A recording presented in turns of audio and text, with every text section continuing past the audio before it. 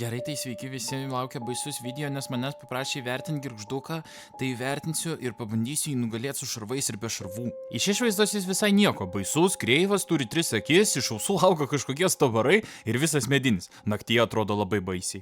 Iš pradžių, kai buvau be šarvų, pamačiau girgžduką, bet tada mane pradėjo pulti skeletonai, todėl reikėjo bėgti atbulai, kad manęs nepasivytų girgždukas. Kai pabėgau nuo skeletonų, pabandžiau girgžduką patrankyti, kad surasčiau, kuriame medyje slepiasi jo širdis. Tada norėjau nusifotkinti, bet jis pradėjo mane pulti ir aš išsigandau. Galiausiai pavyko jį nugalėti, bet buvo tikrai baisu. Vėliau, kai jau buvau su šarvais girgžduko, beieškant mane užpuolė daug zombių, bet su jais susidorojau labai greitai. Galiausiai, kai radau girgžduką ir ėjau jo nugalėti, mane dar užpuolė ir skeletonas su 2 kryperiais, bet man jie nesutrukdė padaryti tai, dėl ko atėjau. Ir girgždukas buvo be vargo nugalėtas. Girgžduką vertinu 8 iš 10. Tikrai baisiai ir smagi būtybė, ypatingai jei esi be šarvų. O ką manote jūs? Kokią kitą būtybę turėčiau apžvelgti? Parašykite komentarą.